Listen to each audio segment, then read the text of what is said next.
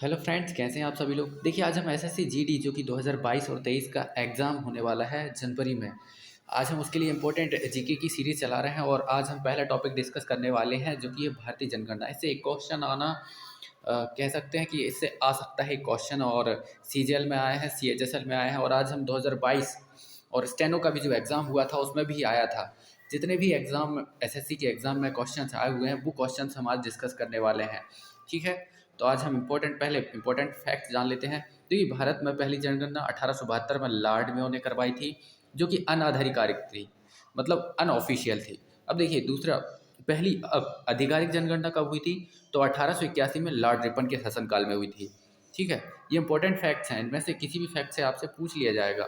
2021 की जनगणना भारत की 16वीं और स्वतंत्र भारत की 8वीं जनगणना होगी, जो कि ऑनलाइन माध्यम से की जाएगी। पहली बार जाति आधारित जनगणना कब हुई थी, 1931 में हुई थी। और 2011 की जनगणना के का जो आदर्श वाक्य था, हमारी जनगणना हमारा भविष्य। अब देखिए इंपॉर्टेंट क्वेश्चन डिस्कस करने वाले हैं हम। देखिए पहला क्वेश्चन क्या है, और ये इंपॉर्टेंट है क्योंकि अभी स्टेनो के एग्जाम में आया था। 2011 की जनगणना के अनुसार भारत के किस राज्य में जनसंख्या सबसे अधिक और सबसे कम है। देखिए सबसे अधिक की बात करते हैं तो पहली आती है उत्तर प्रदेश, और उत्तर प्रदेश के बाद आता है महाराष्ट्र, जिनकी जनसंख्या सबसे अधिक है। और कम की बात करते हैं तो सबसे पहले सिक्किम आता है जिसमें सबसे कम है, और फिर उसके बाद आता है मिजोरम।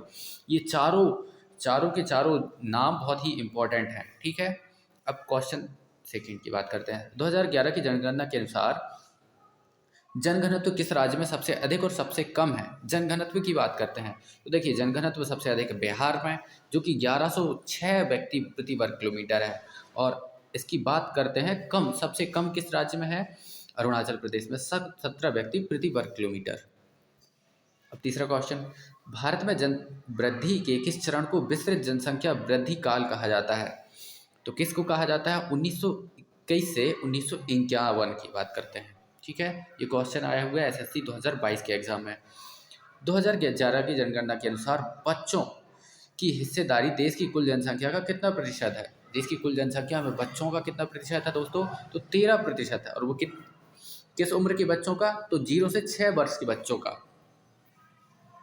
पांचवा क्वेश्चन, भारत की जनगणना के अनुसार सबसे कम और सबसे ज़्यादा आबादी वाले केंद्र शासित प्रदेश का सही मेल है। तो सही मेल हम देखिए सिर्फ आंसर डिस्कस कर लेते हैं, लक्षद्वीप और दिल्ली।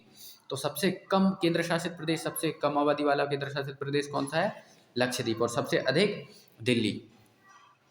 2011 की जनगणना के अनुसार निम्नलिखित में से किस राज्य संघ क्षेत्र की में साक्षरता दर प्रतिशत 90% से अधिक है। तो किस राज्य में 90% से अधिक है, तो दोस्तों इन सब ऑप्शंस में देखें तो मिजोरम में सबसे अधिक है। और अब 90% से ऊपर वाले देखिए, प्रथम स्थान किसका है, केरल का, जो कि 9.96%। और इसके बाद करते हैं लक्षद्वीप की 90.28%। और मिजोरम की बात करते हैं 91.58%। और सबसे कम साक्षरता वाला राज्य है वो है बिहार। तो बिहार की बात करते हैं तो बिहार में 61.80% है। सातवां क्वेश्चन, 2011 की जनगणना के अनुसार भारत का जनसंख्या घनत्व प्रति वर्ग किलोमीटर है, तो 382 प्रति वर्ग किलोमीटर है।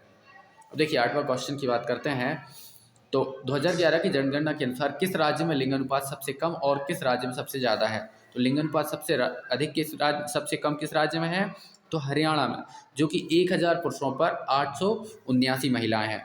और सबसे अधिक है केरल में, 1000 पुरुषों पर 1084 महिलाएं।